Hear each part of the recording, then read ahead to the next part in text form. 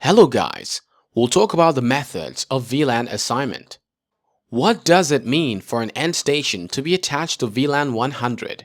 It means that frames generated by this end station will only be processed on the VLAN 100 network, provided that no form of inter-VLAN routing exists. Although frames sent by a host may be restricted within a VLAN segment based on network configurations, the host is itself unaware of being attached to a separate Layer 2 network from other hosts. A virtual local area network typically consists of the following. 1. A physical topology comprising LANs, bridges, and bridge ports. Each bridge port attaches a LAN to a bridge and is capable of providing bidirectional connectivity for Ethernet frames. Each LAN is connected to every other LAN by a bridge and 0 or more other LANs and bridges. 2. On top of this physical topology are logically separated local area networks, each spanning across different extents, depending on the direction or location of attached end stations. The extent of a logical LAN may even span across the entire physical LAN, but this is unusual.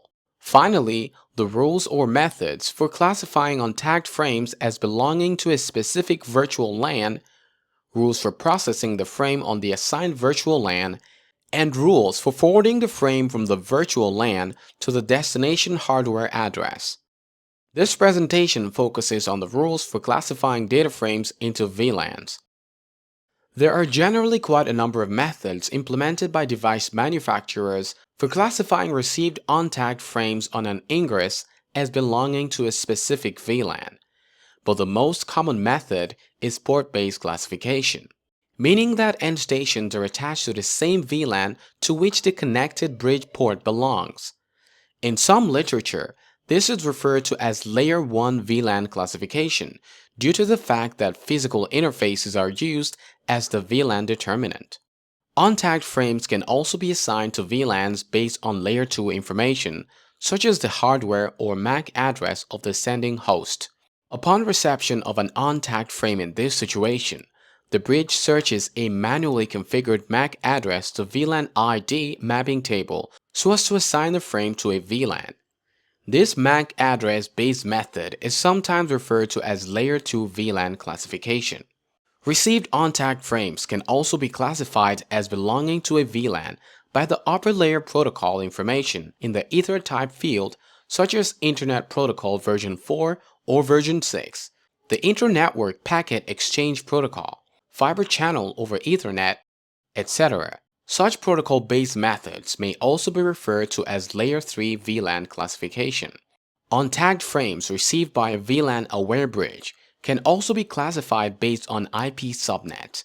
This means that frames with IP addresses within the range of a specified IP subnet will be assigned to the same VLAN.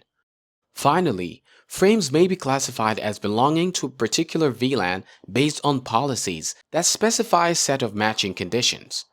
Untagged frames received by a VLAN-aware bridge will be assigned to a configured VLAN after matching all conditions defined by the policy. These matching conditions may be as a result of combining two or more of the previous methods, or it could also be used in conjunction with other technologies such as IEEE 802.1x plus radius authentication scenarios, where successfully authenticated terminals are attached to different VLANs based on authorization results. This method of classifying untagged frames is referred to as policy-based VLAN classification. Of all the VLAN classification methods discussed so far, the port-based method is the most widely implemented, least flexible, and most secure mode of classifying untagged frames to VLANs. In the next video, we'll discuss the port-based VLAN classification, which includes different VLAN port types recognized on a virtual local area network and how they process different frame types, that is, the tagged and untagged frames. Until then, please subscribe and share. Thank you for watching.